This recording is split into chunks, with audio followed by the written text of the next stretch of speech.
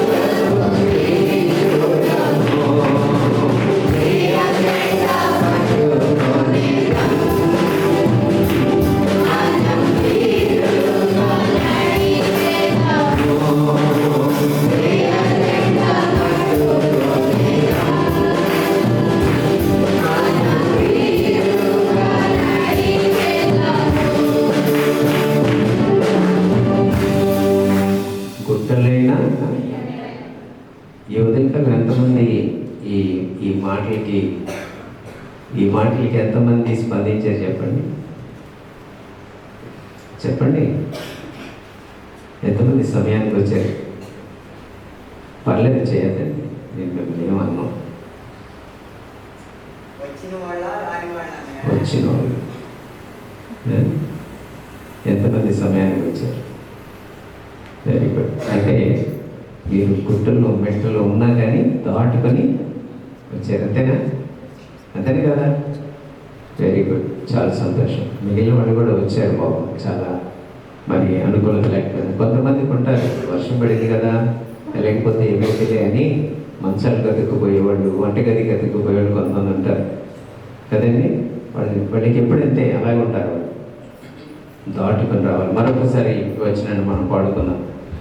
గుట్టలైనా మిట్టలైనాలో ప్రభువును వెంబడించెను. గుట్టలైనా మిట్టలైనాలో ప్రభువును వెంబడించెను. ఆవిరిపై చేయి వేశాను,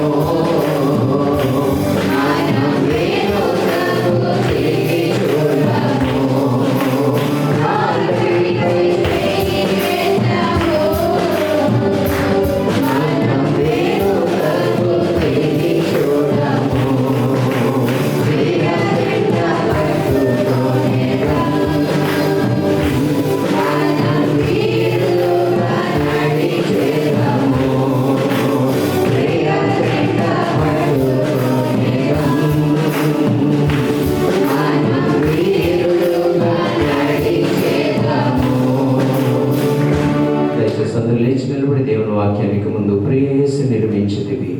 173వ పాట. 173వ పాట. అందరూ లేచి నిలబడి హృదయమంతుడితో పాడుకుందాము. దేవుని మాట కొరకు మన హృదయము ఎదురు చూస్తూ ఈ పాట పాడుకుందాం. పిల్లగా, నా హృదయంలోకి నువ్వు రా ప్రభువా, నీ వాక్యం నా హృదయంలోకి కావాలి, పంపించు ప్రభు అని ప్రభుని ఆత్మలో అర్థిస్తూ వేడుకుంటూ హృదయంతో నోటితో ఈ పాటను మనము పాడుకుందాం. 173వ పాట. ప్రియ యేసు నిర్మించితివి, ప్రియమార నా హృదయం మొదమార వసించునా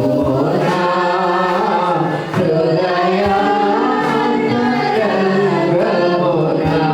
ప్రియ యేసు నిర్మించితివి, ప్రియమార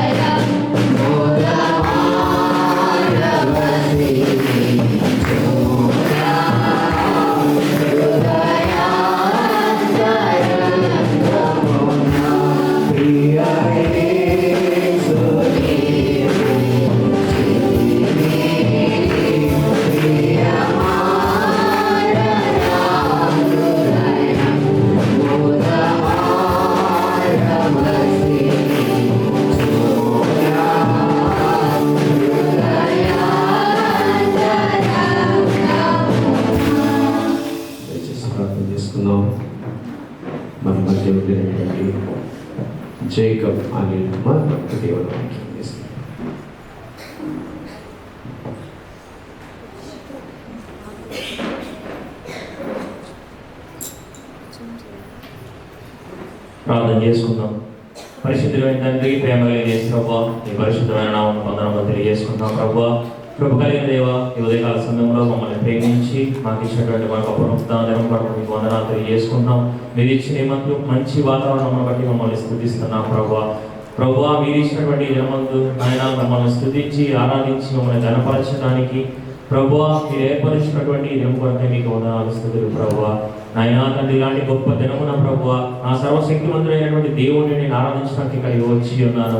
ఇదిగో నా జీవితంలో నేను ఈ అవసరతలో ఉన్నాను. నా ప్రభువు నన్ను తాకుతాడు, నా ప్రభువు నాతో మాట్లాడతాడు.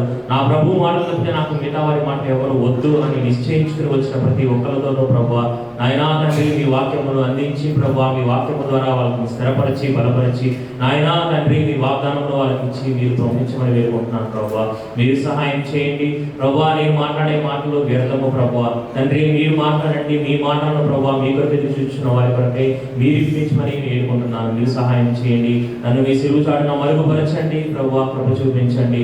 నాయనా తండ్రి, మీరే సహాయం చేసి ప్రభువా తండ్రి, ఇక్కడ ఉన్నటువంటి ప్రతి ఒక్క విషయంలోనూ ప్రభువా మీరు తోడుగా ఉండండి. ప్రభువా ప్రతి ఆత్మను మీరు కంట్రోల్లో తీసుకోమని అడుగుతున్నాను. ప్రభువా తండ్రి, నాయన కలవర పెట్టే ప్రతి ఆత్మను ప్రభువా తండ్రి మీరు ఆధీనంలోకి తీసుకోండి. మీరు సహాయం చేయండి. ప్రతి అల్లరాత్మను మీరు బంధించి ప్రభువా నాయనా తండ్రి సమస్తమును మీ ఆధీనంలోకి తీసుకొని మీ వాక్యం స్వేచ్ఛగా ప్రభువా మీ ప్రజల మధ్యలోనికి వెళ్ళాలన్నా మీరు కృప చూపించి సహాయం చేయమని యేసయ్య పరిశుద్ధ నామమును బట్టి వేడుకొంచున్నాం తండ్రి. ఆమేన్. Praise the lord. Good morning. Praise the lord. ఇందాక అంకుల్ గారు ఒక మాట చెప్పినప్పుడు నాకు ఒక గుర్తు వచ్చింది. నాకు ఎంతమంది ఆదివారం వస్తే ఆనందంగా ఉంటారు ప్రభు కొరకు అని చెప్పి ఒక మాట అడిగాడు. నిజంగా ఎంత ఆనందంగా ఉండదండి, ఎంత ఆనందంగా ఉండదంటే ఆదివారం అంటే శనివారం సాయంత్రం 4 గంటలకి స్టార్ట్ అయ్యేదండి.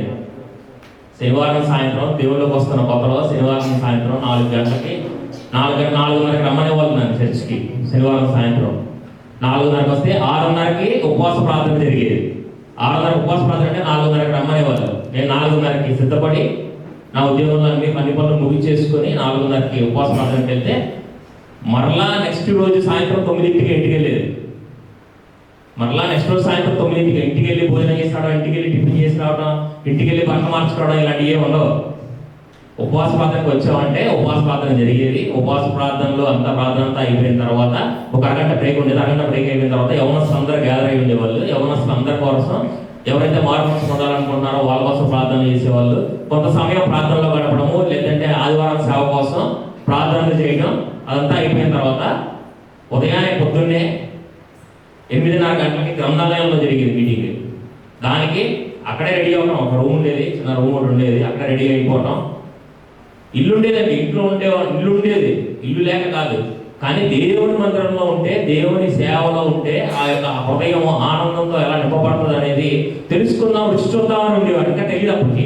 రుచి చూద్దామని తెలుసుకుందామని ఆలోచనతో మాత్రమే ఒక స్టెప్ వేద్దామని ఉండేవాడు. సేవలో మాట చెప్పాడు, ఏం చేస్తావా ఎవరొస్తాడు, పెళ్లి కూడా కాలేదు నీకు, ఇంట్లో కూర్చొని ఏం చేస్తావు నువ్వు, రావచ్చు కదా దేవుని మందిరంలో పని చేయొచ్చు కదా, దేవుని యొక్క ఆరాధనలోను లేదంటే సేవలను సహాయం చేయొచ్చు కదా, ఈ అవకాశం అంతా ఏం చేస్తావు, పాడు చేసుకుంటావా, చక్కగా దేవుడికి వచ్చు కదా, దేవుడు దీవిస్తానని అన్నప్పుడు సరే ఒకసారి చూద్దాము, దీవెన సమాసం అంటే ముందు దాంట్లో ఆనందం ఏంటో చూద్దాము, ముందు వెళ్ళడం వల్ల ఆనందం ఏంటో చూద్దామని వెళ్ళేవాడి అండి. రాత్రి అక్కడే ఉండేది. రాత్రి తర్వాత 3:30-4 గంటల వరకు ప్రార్థన జరుగుతూ ఉండేది. లీడ్ చేసేవాళ్ళు ప్రార్థన జరిగేది. మళ్ళీ పొద్దున్న 5:30-6 గంటలకు లేచి పొద్దున్న ఇక్కడ అందరూ చేసే పనులేనండి. నేను అక్కడే కాదు, ఇప్పుడు ఇక్కడ ఉన్న వాళ్ళందరూ ఎవరైతే చేస్తున్నారో మందిరాన్ని ఊడ్చి చాపలు వేసి చైర్స్ వేసి నీట్గా అన్ని అరేంజ్ చేసి మళ్ళీ మోకాలు వేసి ప్రార్థన చేసి మళ్ళీ అక్కడే వెంటనే 5 నిమిషాల్లో ఫ్రెష్ అయిపోయి మళ్ళీ రెడీగా 8 కల్లా రెడీ అయిపోయి అక్కడి నుంచి ఎక్కడ వెళ్ళేది మెయిన్ సెంటర్లో, అక్కడి నుంచి వెల్ సెంటర్ దగ్గర నుంచి గ్రంథాలయానికి ఎన్ని కిలోమీటర్లు ఉంటుందో మీకు తెలిసి వెళ్ళిన వాళ్ళకి అక్కడికి వెళ్ళిపోయి అక్కడ సర్వీస్ చూసుకుని అక్కడ సర్వీస్ అయిపోగానే మళ్ళీ 11కి మెయిన్ సర్వీస్కి వచ్చి 11 మెయిన్ సర్వీస్ అంతా అయిపోగానే వాళ్ళకి అయిపోద్ది. అక్కడ అయిపోగానే అక్కడే ఉండి కాసేపు అందరూ అయిపోయిన తర్వాత అంకుల్ కలిసి ప్రార్థన చేసుకుని అక్కడ గ్రౌండ్లో కూర్చుని కాసేపు మళ్ళీ ఇంటికి కూడా అక్కడే కూర్చుని అక్కడే కూర్చుని ఏమైనా ఉంటే రోడ్డు మీద ఒక 20 రూపాయలు చపాతి తినేసి అక్కడే కూర్చుని 5కి 3:30 నుంచి హాస్టల్కి వెళ్ళి హాస్టల్ పిల్లల్ని గ్యాదర్ చేయాలి. హాస్టల్లో పిల్లల్ని గ్యాదర్ చేయాలి. హాస్టల్ ఇన్స్టిట్యూట్ జరుగుతూ ఉండేది ఐటీ కాలేజీలో. ఆ పిల్లలందరినీ గ్యాదర్ చేసి అది అయిపోయిన తర్వాత మళ్ళీ 6:30కి యూత్ సర్వీస్ ఉండేది.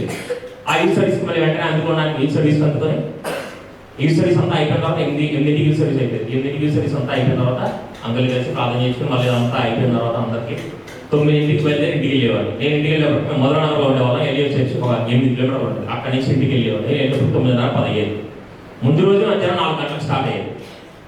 ఎంత హ్యాపీగా ఉంటుందంటే నా లైఫ్లో నేను అనుభవించిన ఆనందాన్ని. ఇప్పుడు నేను బాధపడుతున్నాను, మిస్ అవుతున్నాను చాలా అని చెప్పి నేను చాలా బాధపడుతున్నాను. ఏముంటుందంటే వారం రోజులు మన దేవుడి మన పనులు మనం చేసుకుంటానే ఉంటాం, మన ఇల్లు మనం తింటానే ఉంటాం, అంతా జరుగుతూనే ఉంటుంది, జీవితం వెళ్ళిపోతూ ఉంటుంది. ప్రతిరోజు మనం జీవితం నార్మల్గానే పోతానే ఉంటుంది. ఒక్క రోజు ప్రభు మనకి ఇచ్చినటువంటి ఒక్కరోజు ఆయన స్థుతించి, ఆయన కనపరిచి, ఆయన్ని మహిమపరచడానికి. ఎందుకు అంటే మనం మహిమపరచకపోతే ఎవరు మహిమపరచరా? లేదంటే మనం గంట పోతే దేవుడికి గంట రాదా? మన టైంకి రాకపోతే దేవుడికి ఏమైనా అవుతుందా? లేదంటే మనం హృదయవంతులతో చప్పట్లు పడిపోతే దేవుడికి ఏమైనా అవుతా?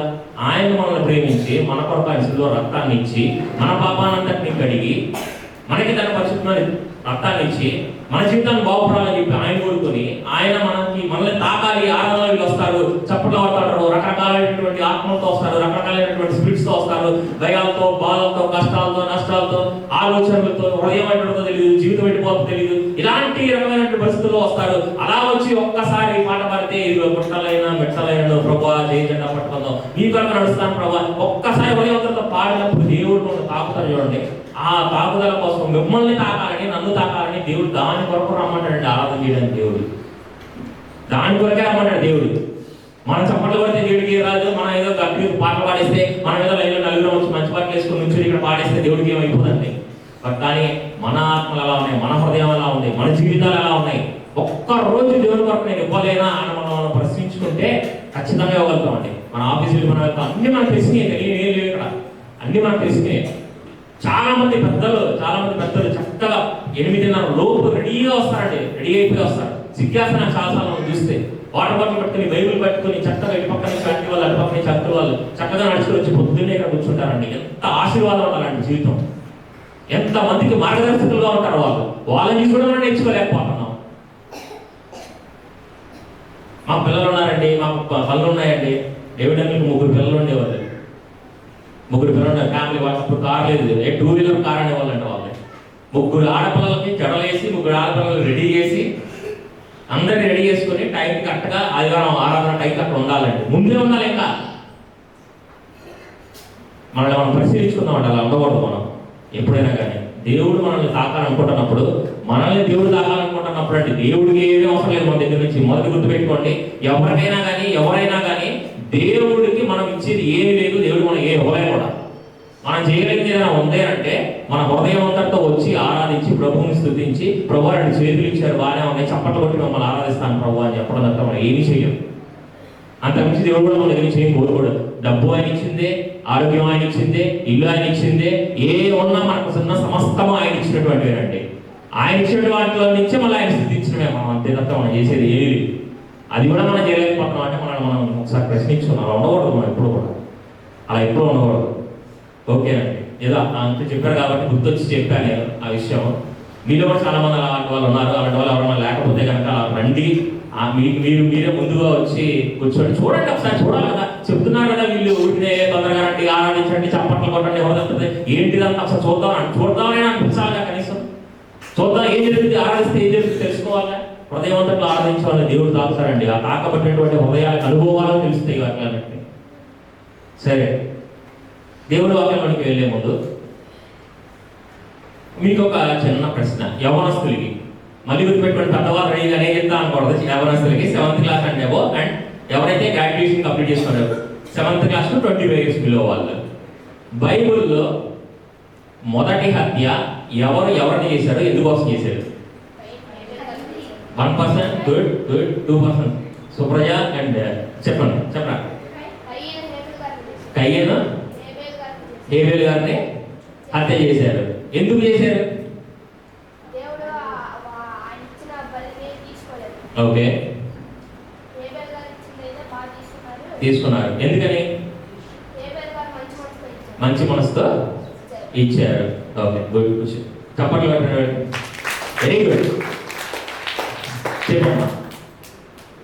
చెప్పు ఎందుకని చేశారు? హేబేలు గారిని కయ్యను ఎందుకని హత్య చేశారు? మంచి బలిచ్చాడని. ఆయన మంచి బలిచ్చేసరికి చంపేశాడా? శ్రేష్టమైనది ఇచ్చాడు. దేవుడు అంగీకరించేటువంటి ఇచ్చారు, వాళ్ళు ఇచ్చారు. కయ్యనకు చెప్పాడు హెబెల్ని కోపం. ఓకే, ఆయన కూర్చోమ్మా, క్లాస్ పడండి, దానికి కూడా చెప్పండి. ఇప్పుడు చెప్పండి పెద్దవాళ్ళు ఎందుకని చెప్పారు? అసూయ. అసూయతోనైనా చెప్పింది. అసూయ ఎందుకు వచ్చింది? అసూయ ఈయన అర్పణని అంగీకరించాడు, ఆయన అర్పణని తృణీకరించాడు దేవుడు అని చెప్పి అసూయ వచ్చింది. అసూయ మంచిదేనా? అసూయ మంచిదేనా? మంచిది కాదు. అసూయ ఉన్నటువంటి వాళ్ళు ఎలాంటి వాళ్ళు, ఎలా ఉన్నారు? పరిశుద్ధ గ్రంథంలో అసూయ కలిగినటువంటి వాళ్ళు ఏ కోల్పోయారు? అసూయ కాకుండా, అసూయకి ఆపోజిట్ ఏంటంటే, అసూయ లేకుండా ఉండడానికి ఆపోజిట్ ఏంటి? విధేయత. ఇంకా కాదండి, అసూయకి ఆపోజిట్ వర్డ్ ఈర్ష. ఈర్ష ఈర్ష అది లేకుండా ఉండాలంటే ఏం కలిగి ఉండాలి? మనం ప్రేమ కలిగి ఉండాలి. వెరీ గుడ్, క్లాస్ కొట్టండి. ప్రేమ కలిగి ఉండాలి. ప్రేమ కలిగి ఉండటం, లేకపోతే ప్రేమ లేకపోతే అసూయ ఉంటుంది. రెండే ఉంటాయి, ప్రేమ ఉంటుంది లేకపోతే అసూయ ఉంటుంది. దీంట్లో ప్రేమ కలిగి దేవుని ఆశీర్వాదాన్ని పొందుకున్న వాళ్ళు ఎంతమంది ఉన్నారు? అదే అసూయ కలిగి దేవునికి దూరంగా వెళ్ళిపోయి దేవుని యొక్క ఆశీర్వాదం కాకుండా, ఆశీర్వాదం వరకు పిలబడిన వాళ్ళే కానీ ఆశీర్వాదం కాకుండా శాపాన్ని పొందుకున్నటువంటి వాళ్ళు ఎంతమంది ఉన్నారో ఒకసారి దేవుని వాక్యంలో నుంచి మనం చూసుకుందాం. ఒకసారి లూకాసు వార్త 15వ అధ్యాయం ఏంటి? ఒకసారి లూకాసు వార్త 15వ అధ్యాయము 27వ వచనం నుంచి 25 నుంచి 22 వరకు చదవండి, 32 వరకు. అప్పుడు అతని పెద్ద కుమారుడు పొలములో ఉండెను. వాడు పొలము నుండి వచ్చుచు ఇంటి దగ్గరకు రాగా వాద్యములను నాట్యమును జరుగుట విని దాసులలో ఒకరిని పిలిచి ఇది ఏమిటని అడుగగా ఆ దాసుడు అతనితో, నీ తమ్ముడు వచ్చి ఉన్నాడు, అతడు తన యొద్దకు సురక్షితముగా వచ్చినందున నీ తండ్రి పోగున దూడను వధించనను. అయితే అతడు కోపపడి లోపలికి వెళ్ళకపోయాను. చూడండి, ఇక్కడ ప్రాడిగల్స్ అని గురించి, తప్పిపోయిన కుమారుడు గురించి మన అందరికీ తెలుసు. ఇక్కడ వాక్య భాగంలో ఏమని రాసిపడిందంటే, తప్పిపోయిన కుమారుడు తన తండ్రి దగ్గరకు వచ్చి నా ఆస్తి నాకు ఇమ్మని చెప్పి వెళ్ళిపోయి, నా డబ్బు నా బాగా ఇవ్వమని చెప్పి డబ్బులు తండ్రి దగ్గర తీసుకుని వెళ్ళిపోతాడు. వెళ్ళిపోయి దూర దేశంలో వెళ్ళిపోయిన తర్వాత తనకి ఏం జరుగుతుంది? దుర్వ్యాపారాలు చేయడం వలన, లేదంటే అక్కడ కరువు సంభవించడం వలన అతను భయంకరమైన పరిస్థితులకు వెళ్ళిపోయి బంధువులు తినేటువంటి పొట్టు దగ్గర కూర్చొని తినేటువంటి పరిస్థితి వచ్చి అక్కడ మరలా అతను హృదయం మార్చుకొని, నా తండ్రి దగ్గర చాలా ఉన్నాయి కదా, చాలా మందికి ఆహారం ఉంటుంది కదా, నేను తిరిగి నా తండ్రి దగ్గరికి వెళ్తే నా తండ్రి నన్ను కరుణిస్తాడని చెప్పి అనుకున్నప్పుడు ఆ రకమైన కుమారుడు తండ్రి దగ్గరికి తిరిగి వస్తాడు. తండ్రి దూరంగా చూస్తున్నప్పుడే పరిగెట్టుకుని వెళ్ళి ముద్దు పెట్టుకుని కౌగులించుకొని నా తప్పిపోయిన కుమారుడు ఈ సంగతి అంతా తెలిసాడు మనకి. ఇక్కడ అంతా తెలుసు. ఇక్కడ దేవుని ప్రేమ ఎలాంటిదో మనం చూస్తాం. దేవుని ప్రేమ ఆ తండ్రి చూపిస్తాడు. నా కుమారుడు తప్పిపోయి వచ్చాడు, అయ్యో లోకంలో నా దగ్గర నా తప్పిపోయిన కుమారుడు తిరిగి వచ్చాడు అని చెప్పి అందరినీ పిలిచి, అక్కడ ఉన్నటువంటి వాళ్ళందరికీ ఇదిగో అని చెప్పి ఆయన పిలుస్తాడు. ఓపెన్ గా అందరినీ పిలిచి, ఇదిగో నా తప్పిపోయిన కుమారుడు తిరిగి వచ్చి ఉన్నాడు, వస్త్రము తీసుకుని రండి, ఇదిగో రోగిన దూడను వధించండి, ఇదిగో ఈ నా తప్పిపోయిన కుమారుడు తిరిగి వచ్చాడని చెప్పి గొప్ప ఫీస్ట్ జరిగిస్తాడండి. అందరికీ తెలిసిన విషయమే. కానీ ఇక్కడ ఒక పెద్ద కుమారుడు ఒకడు ఉన్నాడండి, తండ్రితో ఉండేటువంటి పెద్ద కుమారుడు. అతని హృదయం ఎలా ఉందో చూడండి. అతను తిరిగి వచ్చినప్పుడు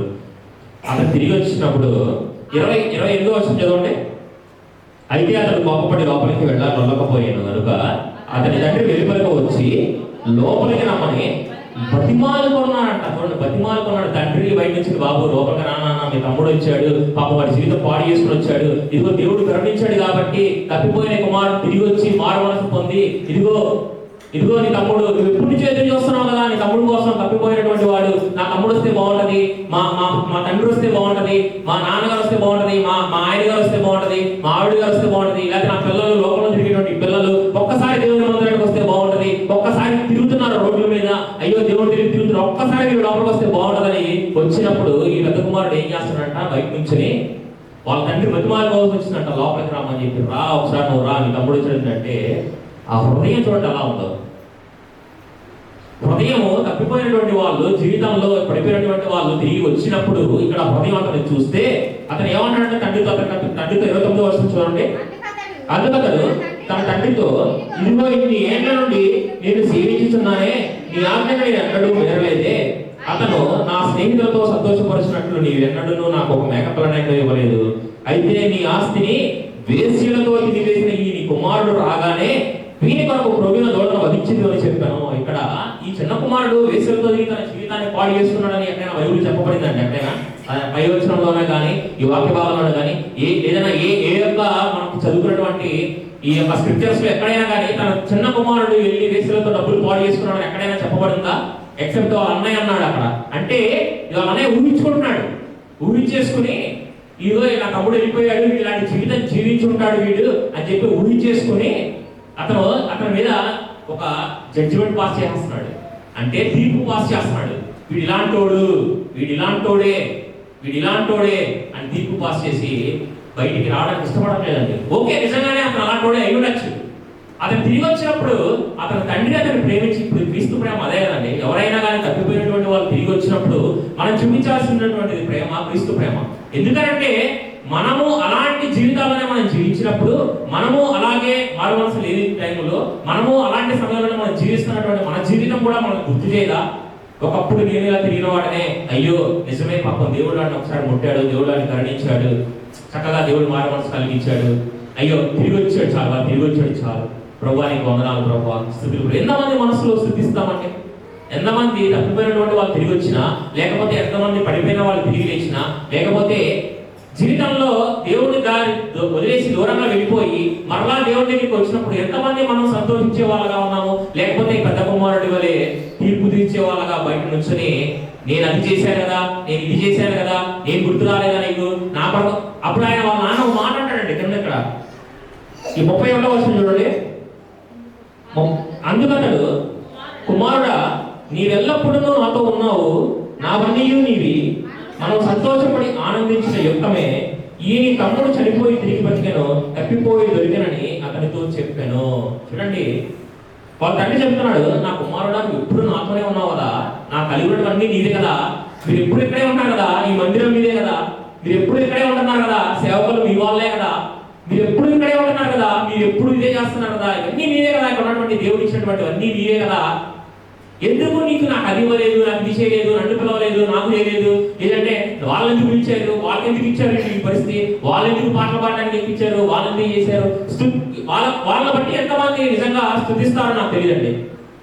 వాళ్ళ బట్టి ఇప్పుడు వచ్చేటువంటి పాయేటువంటి యవనస్తులు ఉన్నారు, చక్కగా వాళ్ళు ఏదో కొద్దిగా నేర్చుకొని దేవుడితో ఉపయోగపడాలనేటువంటి లోకంలో పోయి లోకంలో సినిమా పాటలు డ్యాన్స్ వేయకుండా దేవుని మందిరంలోకి వచ్చి దేవుని మందిరంలో నిలబడి వాళ్ళు దేవుని స్తుతించాలి అనేటువంటి ఒక మంచి ఆలోచనతో వాళ్ళు అక్కడ నుంచోబెట్టి పాటలు పాడి అనే దేవుని కొరకు అక్కడ నుంచి పాటలు పాడంటారంటే వాళ్ళ బట్టి నిజంగా సంతోషించి ప్రభా ఈ నా పిల్లలు చక్కగా దేవుని కొరకు పాడుతున్నారు ప్రభా, ఎంత ఇలాంటి రోజులనే కదా ప్రభా నేను ఎదురు చూశాను, ఇలాంటి రోజులే కదా నాకు ఒక్కొక్కసారి నుంచి నేను ఆరాధన నడిపిస్తే ఎంత బాగుంటుంది, నా భర్త అక్కడ నుంచి ఆరాధన నడిపిస్తే ఎంత బాగుంటుంది, లేదంటే మా ఆవిడ అక్కడ నుంచి ఆరాధన నడిపిస్తే ప్రార్థన చేస్తే ఎంత బాగుంటుంది అని అనుకున్న వాళ్ళమే కదా, అందరం అనుకున్న వాళ్ళమే కదా. మరి అదే పరిస్థితి జరుగుతున్నప్పుడు చూసి ఆనందించి ప్రభువుని స్థుతించాల్సింది పోయి ఈడ ఏం పాడతాడు ఇప్పుడు, ఏం పాడతాడే, ఆ డ్రెస్ ఏంటి, ఆ చప్పట్లు పట్టడం ఏంటి, ఆ మైక్ పట్టుకోవడానికి వచ్చా కనీసం, ఎందుకంటే ఇలాంటి తీర్పు తీసే స్వభావంలోకి వెళ్ళిపోయి ఎందుకు అలాంటి ఈ యొక్క అంటే మనకు అసూయందా, మనకు తెలియకుండానే మన హృదయంలో అసూయందా, యథార్థంగా దేవుడు ఏదో మనం పెట్టుకుందామండి.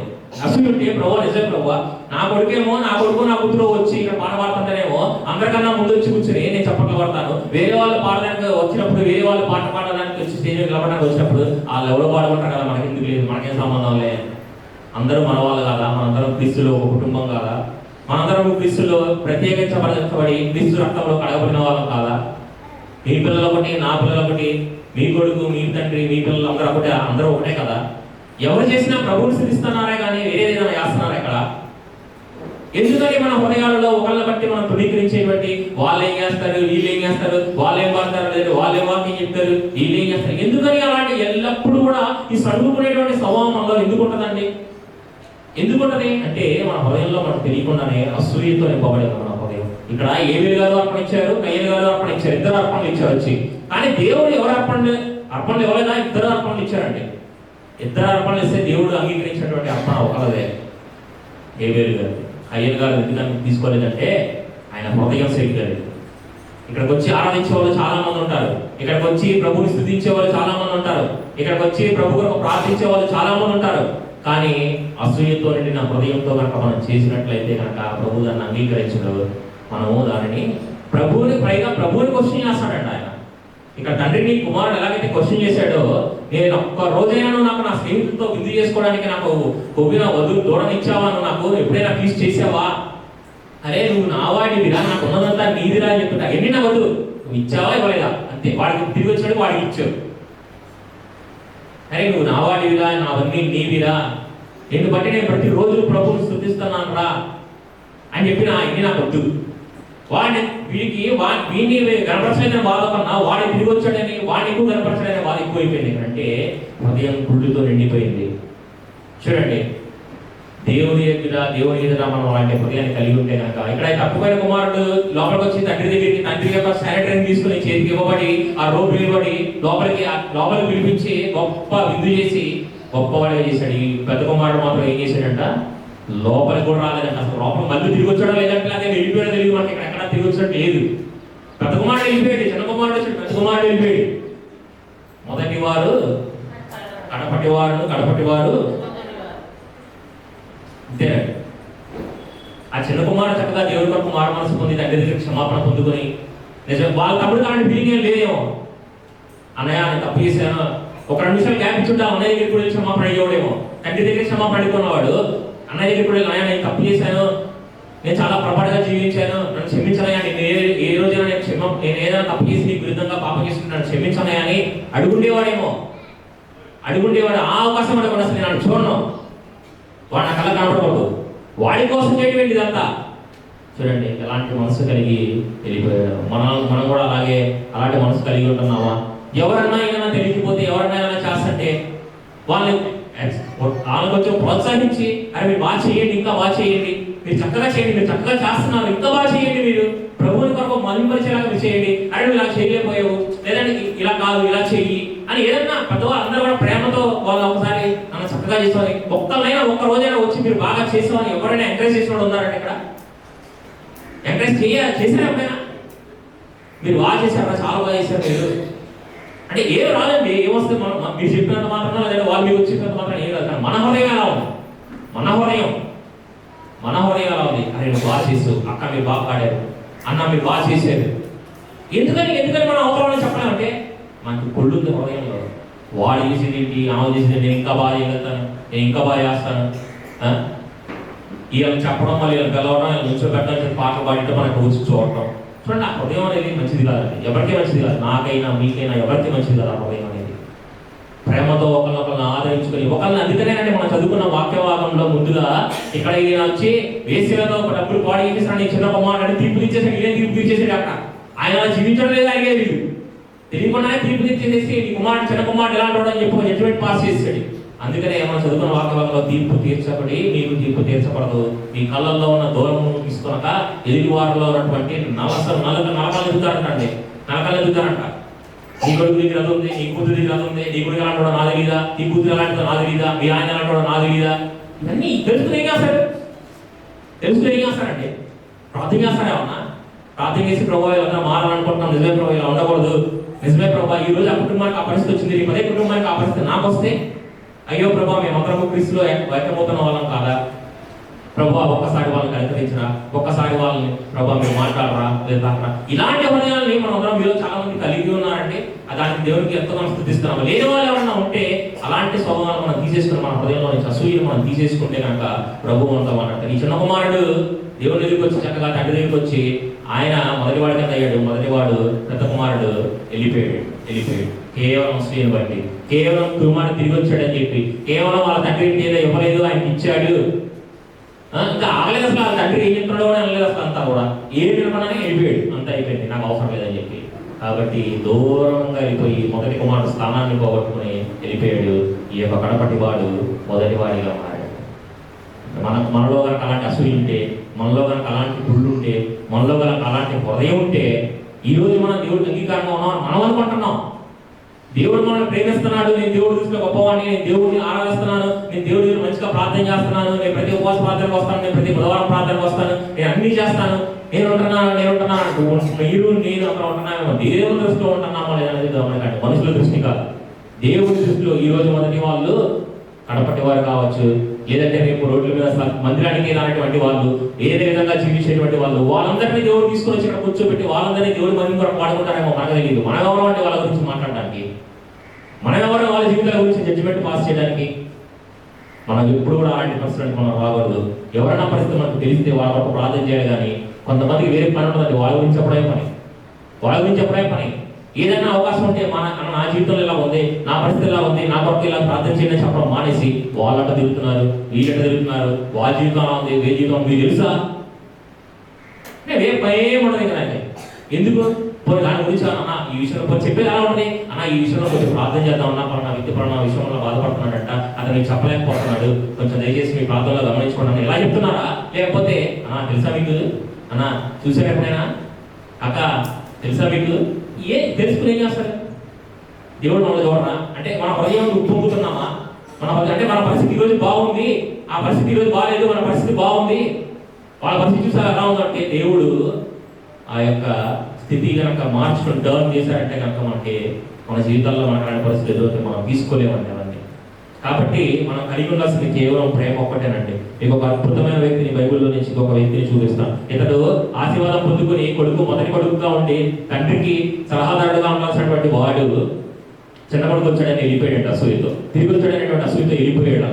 అలాగా మనం ఉంటే మనం ఒక ఆశీర్వాదాన్ని కోల్పోతాం, మనం కూడా పోగొట్టుకుంటామని. సమూయేలు గ్రంథం, 1వ సమూయేలు గ్రంథం ఉంది. ఒకసారి 1వ సమూయేలు గ్రంథంలో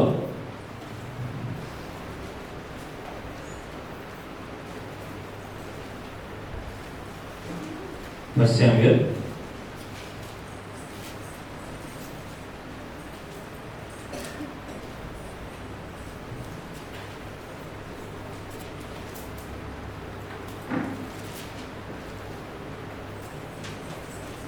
18th చాప్టర్ 18వ అధ్యాయము 6వ వచనం నుంచి 9వ వచనం చూడండి.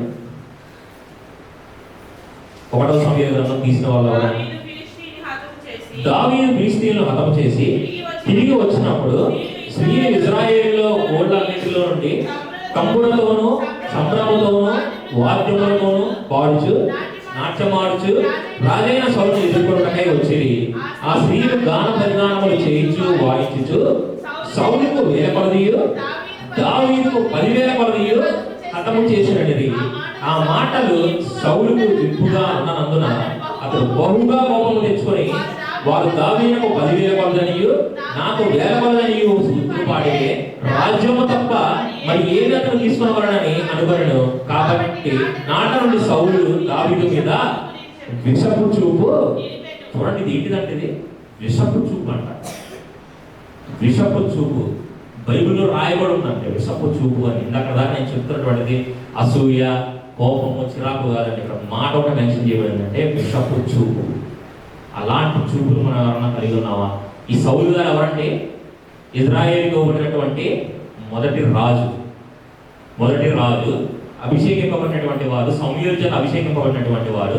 దేవుడికి అవిధేయుడిగా ఉన్నప్పుడు అతన్ని సౌలుని తప్పించి సమూయేలుకి చెప్పి దావీదుని రాజుగా అభిషేకిస్తారండి. అప్పుడు నుండి సౌలు మీద ఏమవుతుందంటే ఒక దురాత్మ వచ్చేదన్నమాట.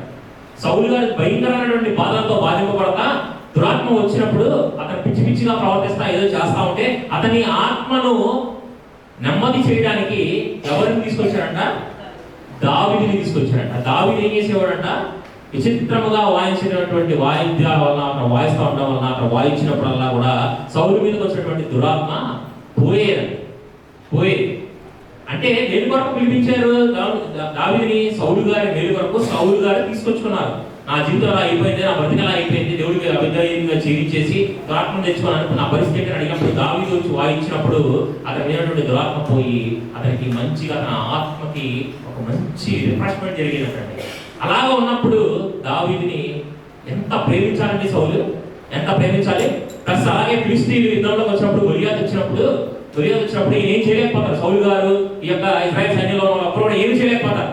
ఎందుకంటే వచ్చినటువంటి వాడు గొలియాతు, ముందు వచ్చినటువంటి వాడు ఎవరేం చేయలేకపోతారు. అప్పుడు ఓపెన్ గా సౌలు గారు చేతులు ఎత్తేసి ఒక సవాలు విసురుతారు. ఎవరైతే ఆ దావీదు అమ్మాయిని తీసుకొని వచ్చి నాకు ఇస్తారో, ఫిలిష్తీయులటువంటి వారు తీసుకొని వచ్చేస్తారో నా కుమార్తె నుంచి పెళ్లి చేసి చెప్తారా?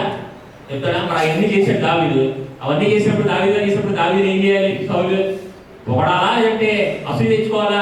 ఎందుకు వచ్చిందండి ఇక్కడ అసూయ అంటే దావీదుకు 10,000 కొలది ఇవ్వను, సౌలుకి 1,000 కొలది తీసుకుని చెప్పినప్పుడు వచ్చిందంట, కోపం వచ్చిందంట. చూడండి, ఇద్దరు దేవుడి చేత అభిషేకింపబడిన వాళ్ళే, ఇద్దరు ఇజ్రాయెల్ కొరకు నిర్మించబడినటువంటి వాళ్ళే.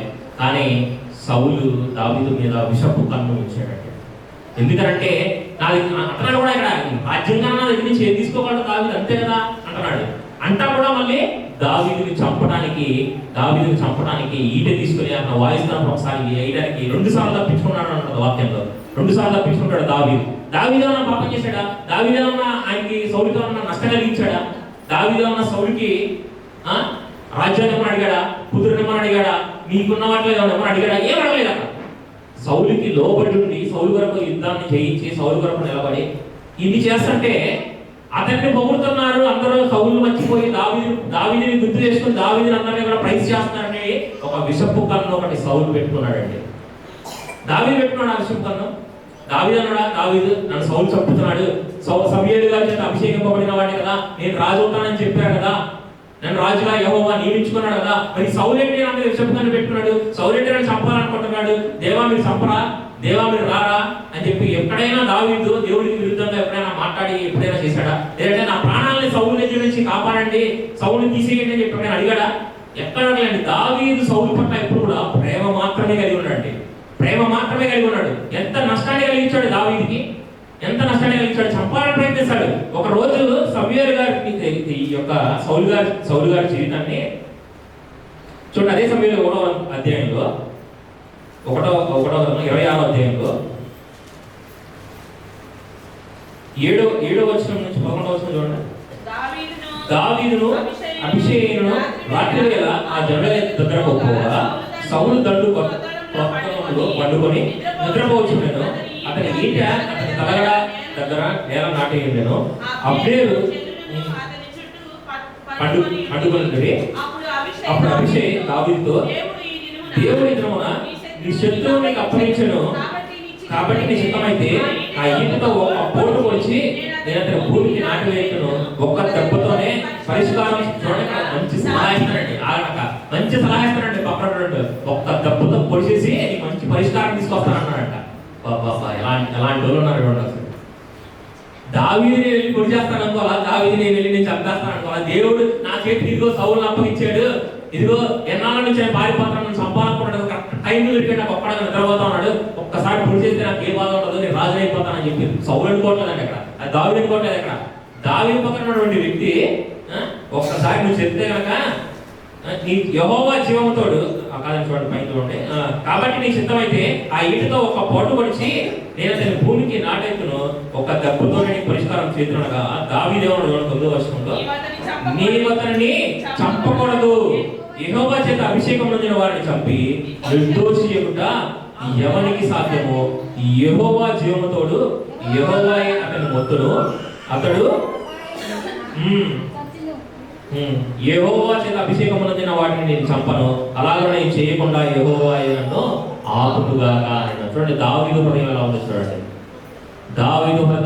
దావీదుకి ఎంత నష్టాన్ని కలగజేసి, దావీదుని ఎంత మోసపరిచి దావీదుని చంపుదామని అనుకుని చాలా ప్లాన్స్ ఉంటాయండి దీంట్లో.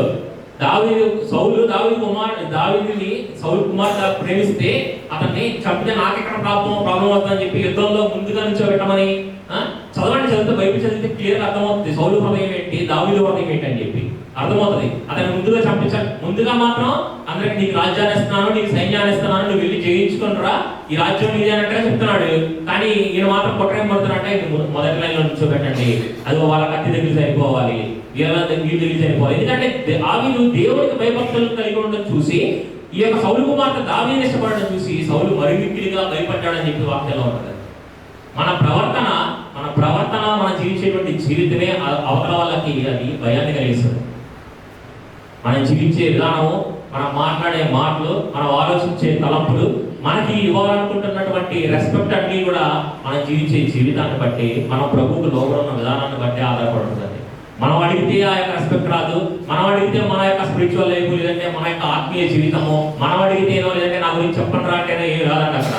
మన పక్కన ఉన్నటువంటి వాళ్ళు, మనల్ని చూస్తూ ఉన్నటువంటి వాళ్ళు, మన ద్వారా మనతో వచ్చి మాట్లాడినటువంటి వాళ్ళు, మనతో సమయం స్పెండ్ చేసే వాళ్ళు మాత్రం వాళ్ళు చెప్పగలుగుతారు ఏదైనా కానీ. వీళ్ళు అలాంటి వాళ్ళు.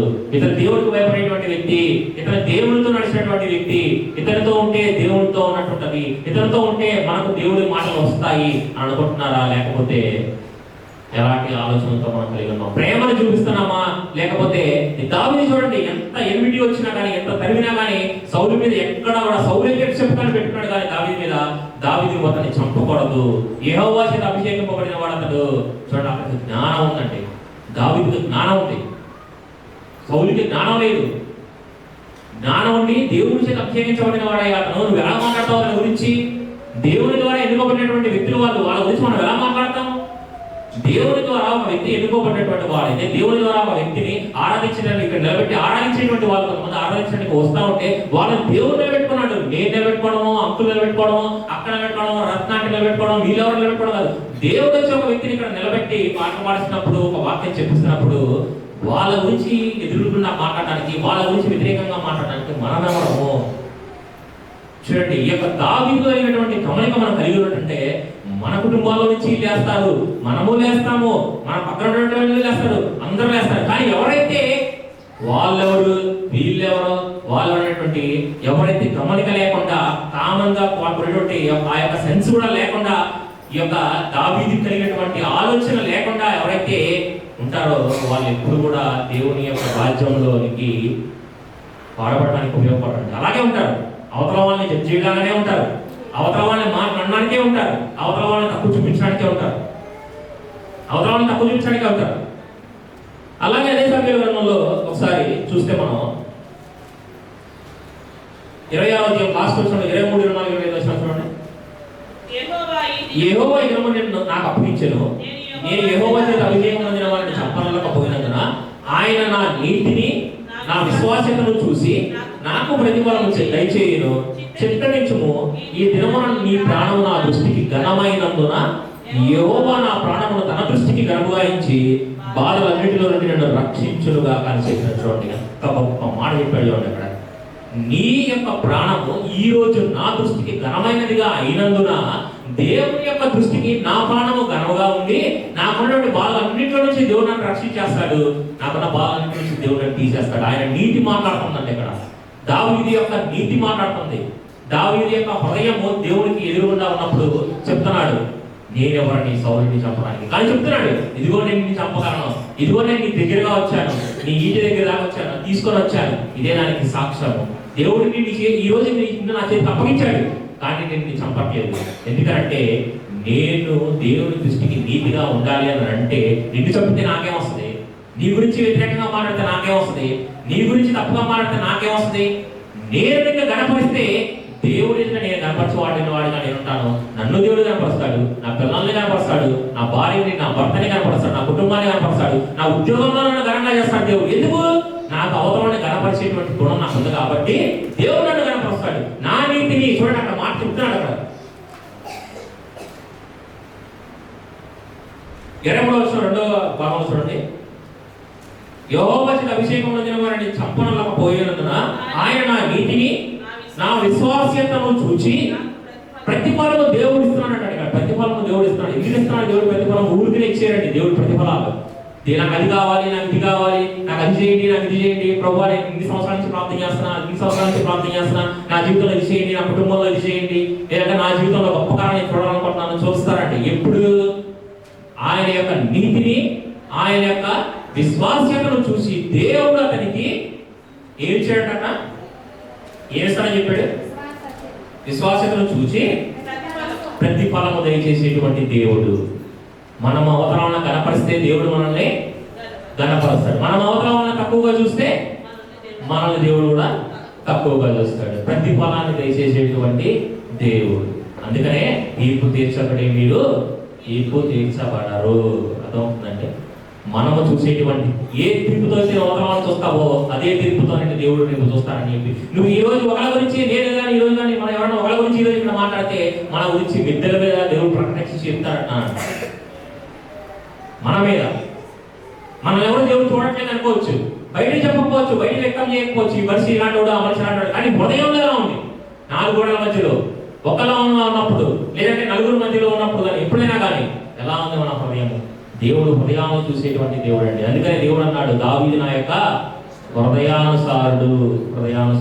దేవుని హృదయాన్ని ఎరగాలండి. మనం దేవుని హృదయాన్ని ఎరగాలంటే దేవునితో గడపాలి. మనం ఇతర వ్యక్తులను చర్చించేటువంటి టైంలో మనం బిజీ అయిపోతే, ఇతర వ్యక్తుల గురించి మన జీవితాల గురించి మాట్లాడేస్తా ఉంటే మనం దేవుడితో గడిపే సమయం మనకి ఎక్కడ ఉంటుందండి?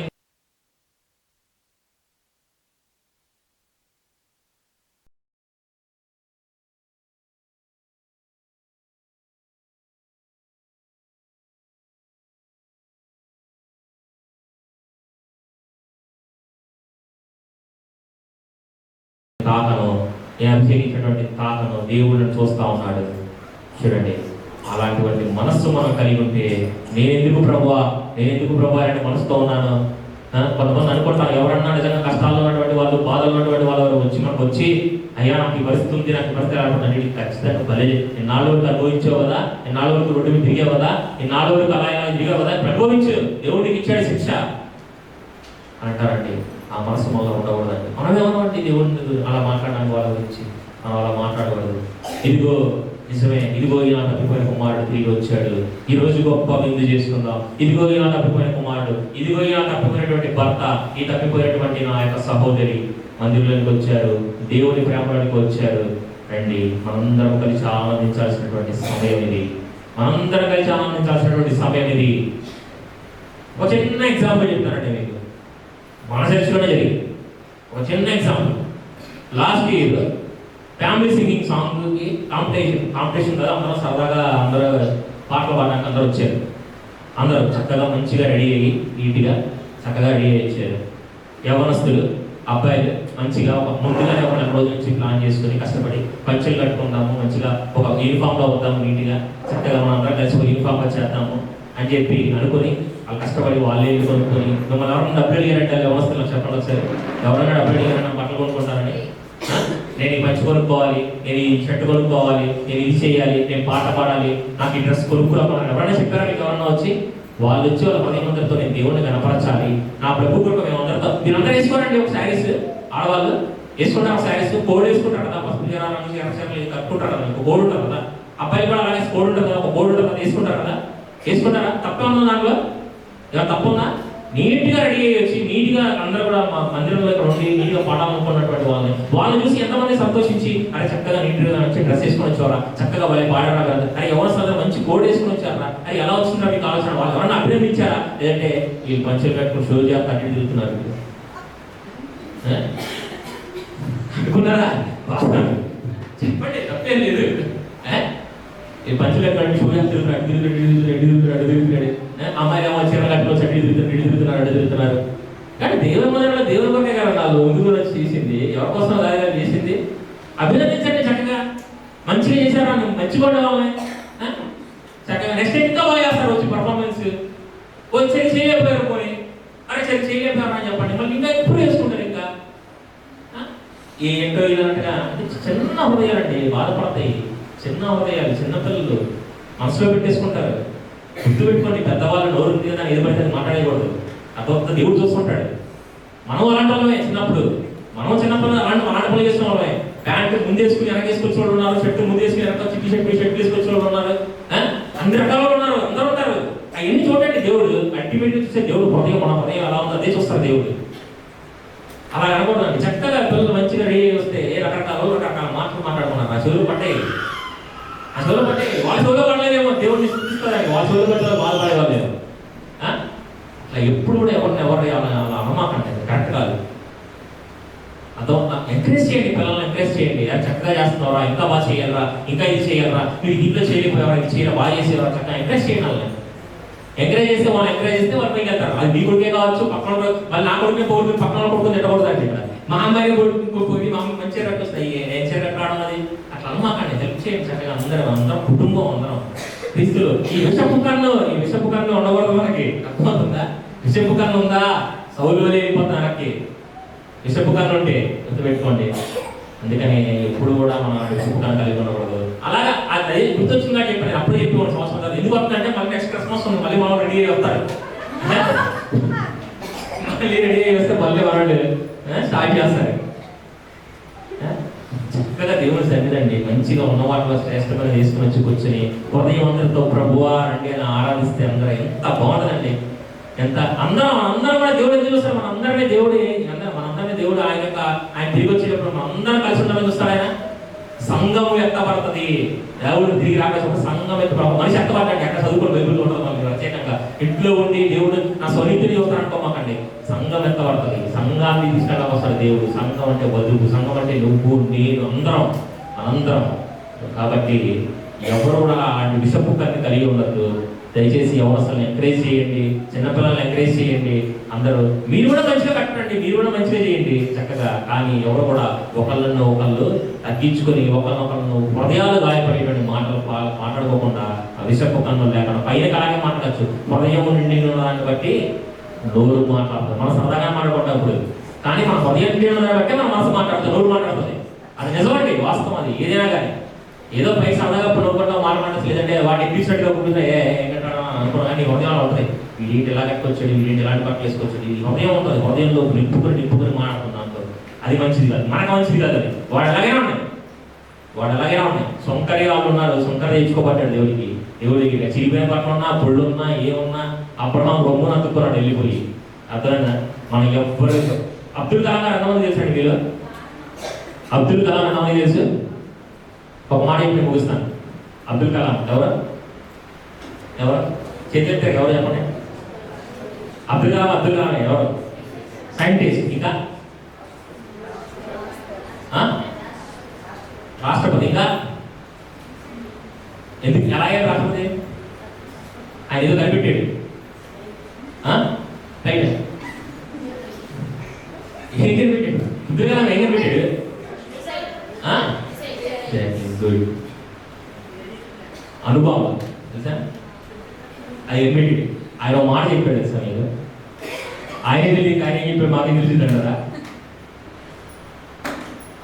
Don't judge a person present situation based on present situation, and don't decide a person's future based on current situation. అంటే ప్రజెంట్ ఉన్నటువంటి మనిషి స్వభావాన్ని బట్టి అతని ఫ్యూచర్ని మీరు డిసైడ్ చేయమాకండి.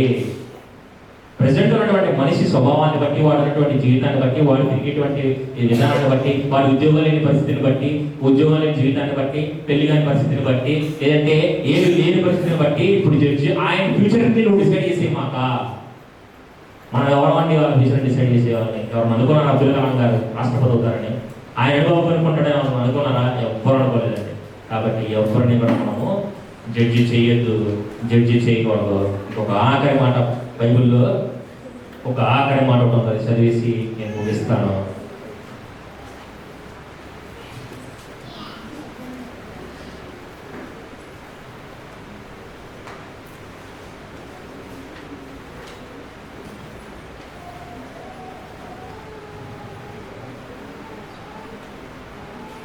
మత్తయి సువార్త 20వ అధ్యాయము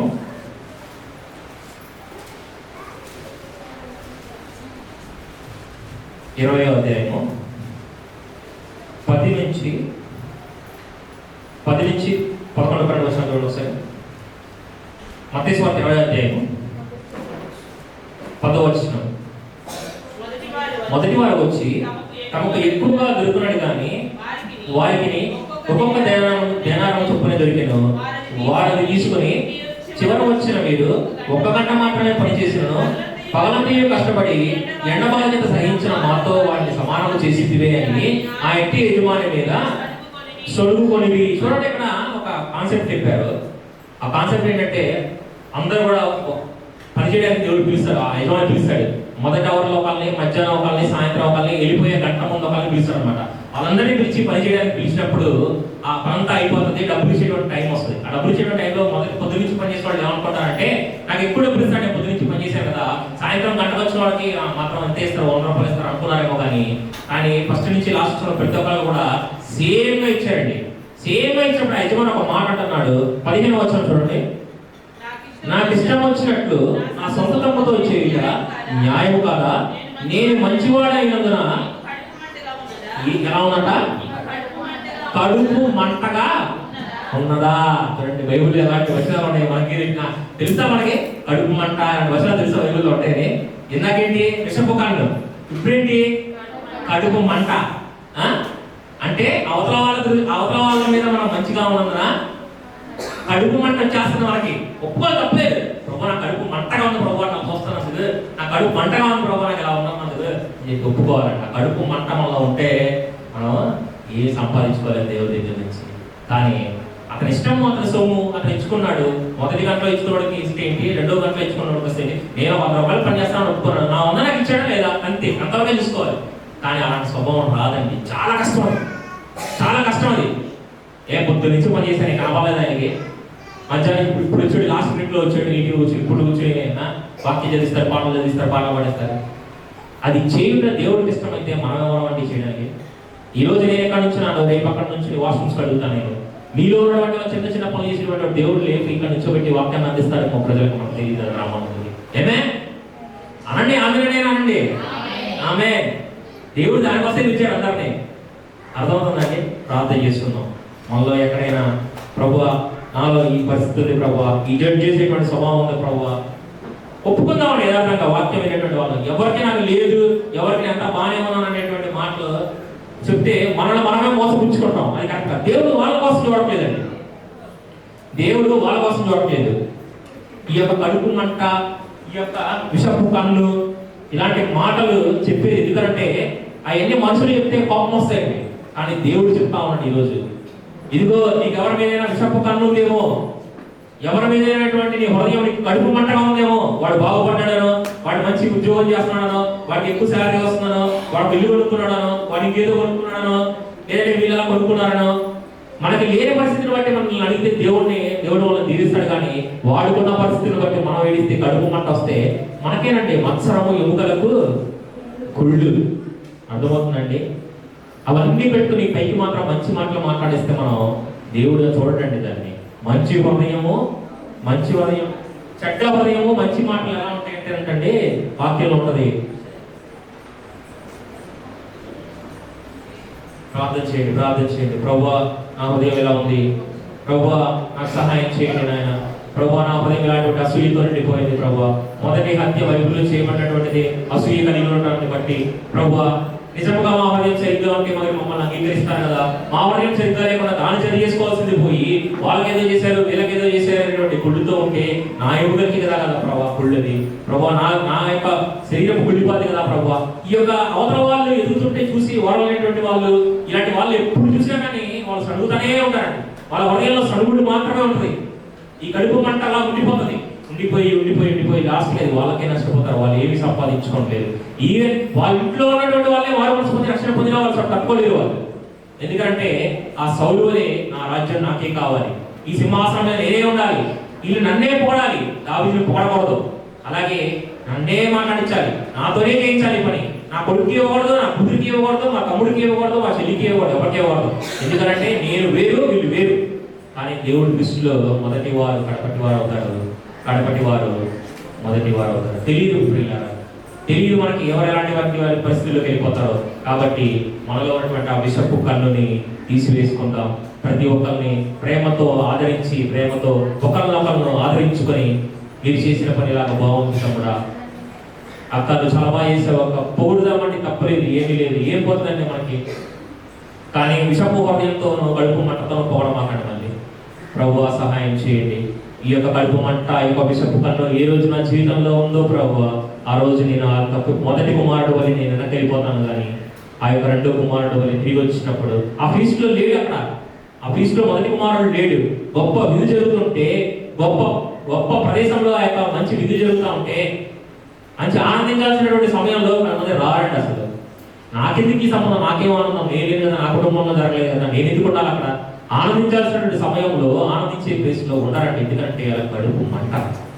ఈ కడుపు మంట విషపు కన్నాలు లేకుండా ప్రభువా, ఎవరిని నేను ఈ స్వభావాన్ని బట్టి జడ్జి చేసేటువంటి ఈ యొక్క జడ్జిమెంట్లోనికి వాళ్ళు తీర్పు తీర్చే స్వభావానికి నేను తీరుకున్నానేమో ప్రభువా, అలాంటిలో నన్ను లేకుండా మీరు సహాయం చేయండి ప్రభువా. కనికరించండి. మీరు ఇస్తున్నటువంటి వాక్యాన్ని ప్రభువా హృదయంలోనికి లోతుగా నాటుకొని ప్రతి దినము పరీక్షించుకొని నేను కూడా ప్రభువా ఎక్కడైనా నాకు ఆయాసం ఉందా, ఎక్కడైనా ఎవరితో నేను ఎవరైనా తీర్పు తీరుస్తున్నానా, ఎక్కడైనా ఎవరైనా నేను ఇబ్బంది పెడుతున్నానా, ప్రభువా నాయన ఒకసారి గమనించండి. దావీదు వలె ప్రభువా నా విశ్వాస్యతను, నా యొక్క నీతిని ఆయన చూచి కనపరిచి నాలో ఉన్నటువంటి ప్రతి రోగమును తీసివేస్తాడు, ప్రతి ఒక్క కష్టాన్ని తీసివేస్తాడు, ప్రతి పరిస్థితిని తండ్రి దేవుడు తిరిగి రాయలేనటువంటి దేవుడు మనకున్నాడు. కానీ మనలో విషపకాలంటే, మనలో గడుపుమంటుంటే మనం ఏది సంపాదించుకోలేమండి. దేవుడి దగ్గర నుంచి ఉన్న స్థితిని కూడా కోల్పోతాం సౌలు వలె. కాబట్టి పరీక్షించుకుందాం మనల్ని ప్రార్థనలో ఉందాం.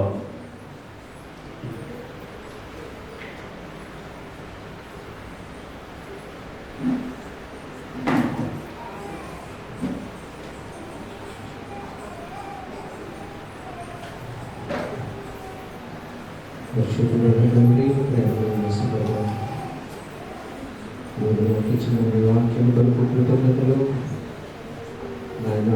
ఈ వాక్యానుసారంగా తండ్రి మా హృదయంలో యథార్థతను కాపాడుకోవడం, ఏ ఒక్కరి మీద కష్టము, ఏ ఒక్కరి మీద ద్వేషము, ఏ ఒక్కరి మీద అసూయ, ఏ ఒక్కరి విషయమై ప్రభావ మేము మా ప్రభావ మా మనసులో దేవా తండ్రి ఆయన తండ్రి ఆయాసపడకుండా ఉండటకు కృపబడి ప్రభావ దేవా నిజమే తండ్రి. సౌలు హృదయంలో దావీదు మీద పెట్టుకున్న ఆయాసం తన ప్రాణానికే ముప్పు తెచ్చింది తండ్రి.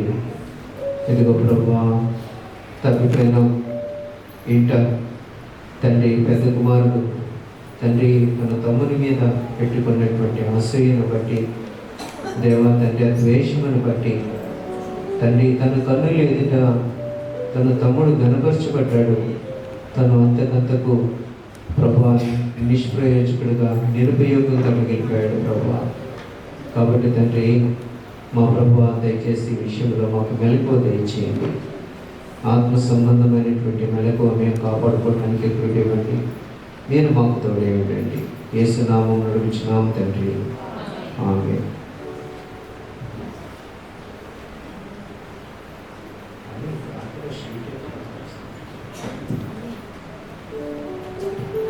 ప్రియులారా, మనందరం కలిసి 197వ పాట, మన ఆరాధనకి పాట వస్తున్న 197వ పాట, యేసుని కొరకై ఇలా జీవించగా అవసరమైన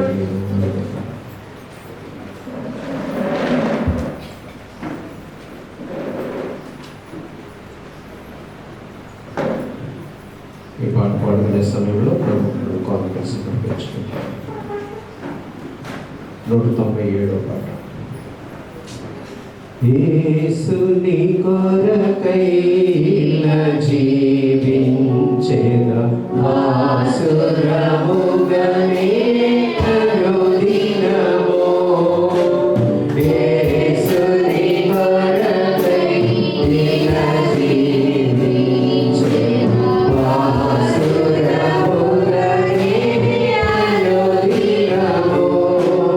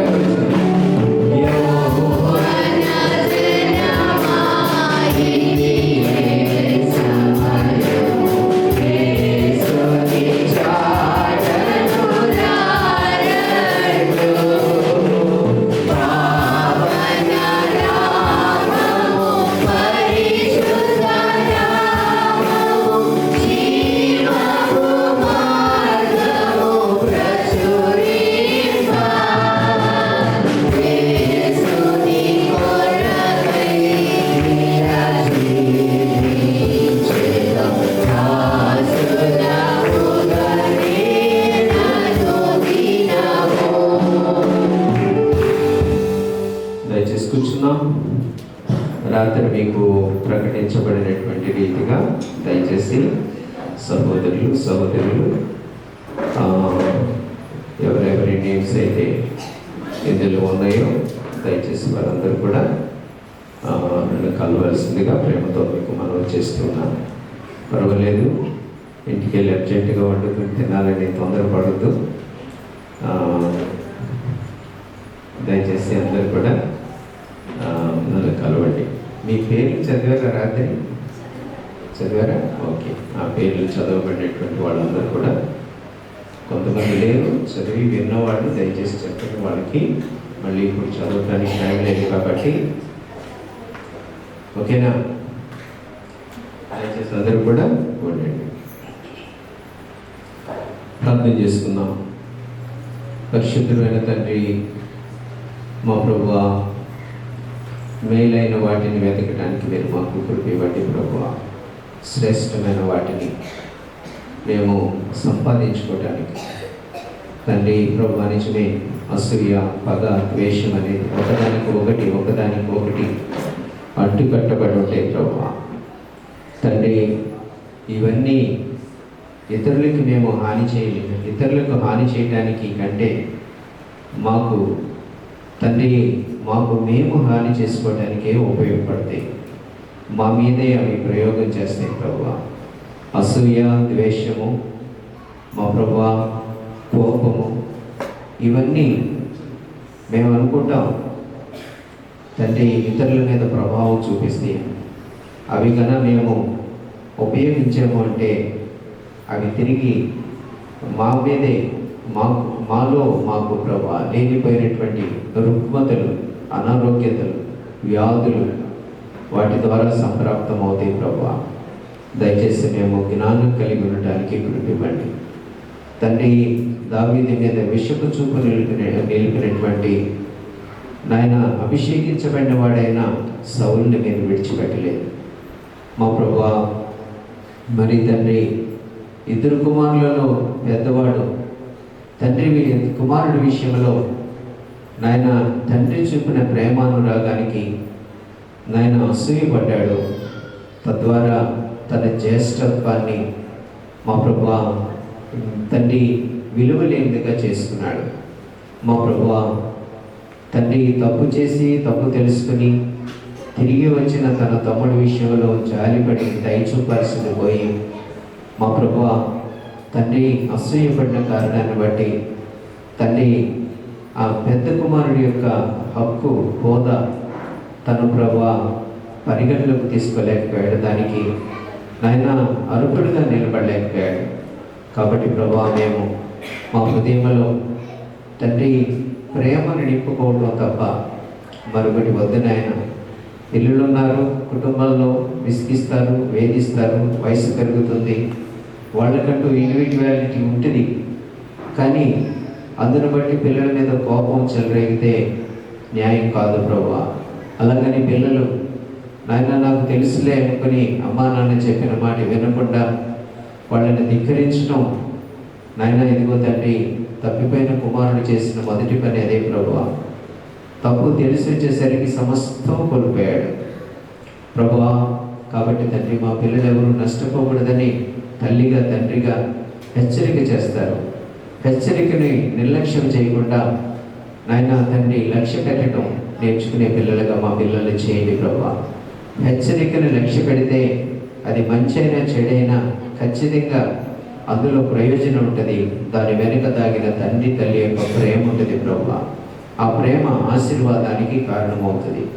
కాబట్టి ప్రభువా తండ్రి, నష్టపరుచుకుని తిరిగి రావటం కంటే నష్టపరుచుకోకుండా తల్లి తండ్రి హెచ్చరించినప్పుడు నాయన జాగ్రత్త పడి ఆలోచించి మా ప్రభువా అవగాహనలోనికి తెచ్చుకొని ఇందులో ప్రేమ ఉన్నది అని గ్రహించుకొని నాయన తండ్రి మనసు మార్చుకుని ఆ కృప తండ్రి ప్రతి ఒక్కరికి మీరు ఇవ్వండి.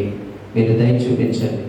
మా యవనస్తుల్ని దీవించు ప్రభువా, దయచేసి దీవించండి మా ప్రభువా. మీరు తోడై ఉండండి. సంఘమును దీవించండి నాయన. మా ముందున్నటువంటి ప్రాముఖ్యమైనటువంటి సమయానికి మేము వచ్చాం ప్రభువా. సంవత్సరాంతక దినాల్లోనికి మేము వచ్చాం. కాబట్టి ప్రభువా మేము దేవుని కొరకు దేవుని సన్నిధిలో నిలిచి నాయన చేయవలసినటువంటి సమిష్టిగా చేయవలసినటువంటి కార్యములు ఎన్నో ఉన్నాయి ప్రభువా. వాటన్నిటి కొరకు మమ్మల్ని మేము సిద్ధపరచుకోవాలి. మీరు మాకు తోడుగా ఉండండి. అనువైతిగా చేసేవి కావు ఆయన, అనేకులు మేలు కొరకు చేసేటువంటివి ప్రభువా. మాకు తెలియదు వాటి ద్వారా ఎంతమంది మేలు పొందుతారో, ఎంతమంది ఆశీర్వదించబడతారో. ఒకవేళ మా దగ్గరికి రాకపోవచ్చు, కానీ ఖచ్చితంగా వాళ్ళు మేలు పొందుతారనేది మాత్రం వాస్తవం ప్రభువా. దేవా, మీరు దయ చూపండి. మీ సన్నిధి మాకు మేలుగా దయచేయండి. మీ ఆత్మ సహాయం మాకు దయచేయండి. సంఘమును దీవించండి, బలపరచండి మా ప్రభువా.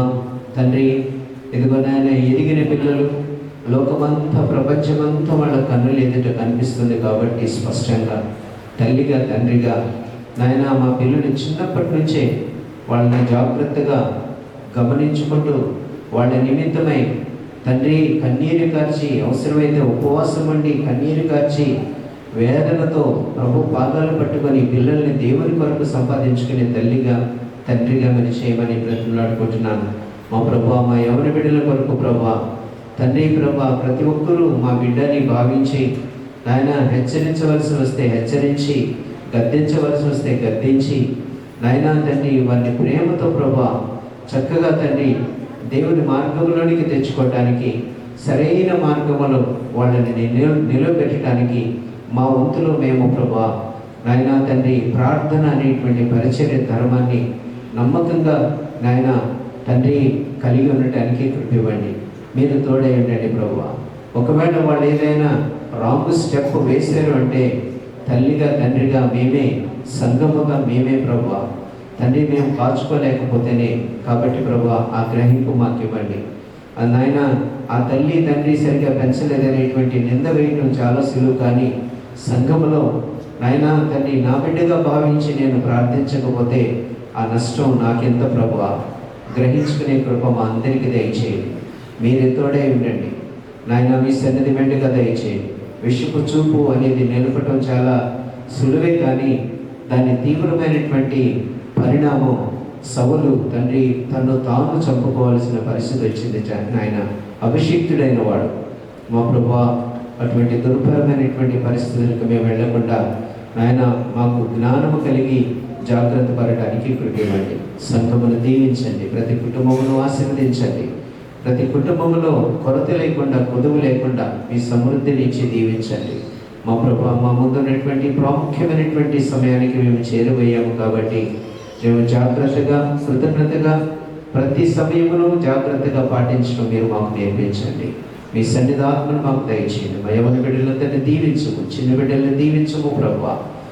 మీరే తోడే ఉండండి. యేసు నాయన, నీ బిడ్డలు ప్రేమతో వారి గుప్పిలు విప్పి నిజంగా వాళ్ళ కష్టార్జితంలో నుండి ఇచ్చినటువంటి కానుకను ప్రభువా మీరు దీవించండి.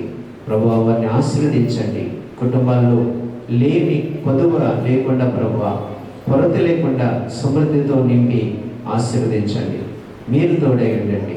మీ సన్నిధిని అనుగ్రహించండి. మీది మీకు ఇచ్చే విషయంలో ప్రతి ఒక్కరు కూడా నమ్మకంగా ఉండటానికి, కృతజ్ఞత కలిగి ఉండటానికి నాయన మీరు దయచూపమని బ్రతిమలాడుకుంటూ సమస్త ఘనత, మహిమ, ప్రభావాలు మీరు పొందుకొనమని, నీ బిడ్డలకు రావాల్సిన ఆశీర్వాద ఫలమంతా వాళ్ళు అనుభవించడానికి దయచూపమని యేసు నామములో అడుగుచున్నాము తండ్రి. ఆమేన్. మన తండ్రి అయిన దేవుని ప్రేమ, ఆయన కుమారుడైన యేసుక్రీస్తు ప్రభు యొక్క కృప, పరిశుద్ధాత్మ దేవుని అన్యోన్య సహవాసము ఇప్పుడు ఎల్లప్పుడూ సదా మీ అందరికీ తోడైంది. మిమ్మల్ని దీనులుగా చేసి ఎవరి ఎదుట ఎవరి ఎడల అసూయ ద్వేషములు ఉండకుండా మంచి మనస్సాక్షిని కలిగి ప్రేమించుట గొప్ప భాగ్యముగా ఎంచి ఆ ప్రేమలో తరిగిపోకుండా ఉన్నట్లుగా ప్రతి ఒక్కరిని దీవించి ఆశీర్వదించమని యేసు నామమున అడుగుచున్నాం తండ్రి. ఆమేన్. అందరికీ వందనాలు. సెలవు తీసుకుందాం. దయచేసి రాత్రి చదివినటువంటి పేర్లు మరొకసారి చదవమంటారా? అక్కర్లేదు కదా, అందరు విన్నారు కదా. ఒకవేళ వినని వాళ్ళు ఎవరైనా ఉంటే రాత్రి వాళ్ళకి చెప్పండి, నా మాట వినండి. తర్వాత వినని వాళ్ళు ఎవరైనా ఉంటే దయచేసి రాత్రి రాలేదనుకున్న వాళ్ళు, విన్నవాళ్ళు వాళ్ళకి తెలియజేయండి దయచేసి. ఓకే, సెలవు తీసుకుందాం. ఏమో ఒక్క నిమిషం దయచేసి రమ్మ. చెప్పరా పర్లేదు వచ్చే ఆదివారం ఓకే సాయం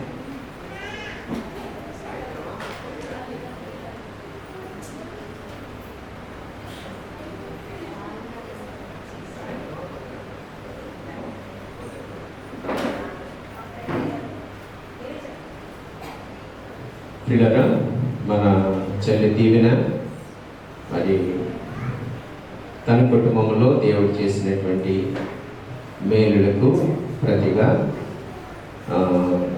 కృతజ్ఞత సంఘం ఎదుట కృతజ్ఞత చెల్లించుకోవాలి, కృతజ్ఞత కనబరచాలని మరి తన కొరకు, తన కుటుంబం కొరకు, తన బిడ్డల కొరకు మరి అందరూ చేయించినటువంటి ప్రార్థనలు చేస్తున్నారు కాబట్టి కృతజ్ఞత చెల్లించుకోవాలనేటువంటి అవగాహన కలిగి వచ్చే ఆదివారం ఉదయం దయచేసి మన ఆరాధన అయిన వెంటనే తన సాక్షి చెప్తుంది, దేవుడు చేసిన మేలు మనతో పంచుకుంటూ ఆ తర్వాత మనము అందరం కలిసి ప్రేమ విందు ఏర్పాటు చేస్తుంది చెల్లి, అంతేనమ్మా?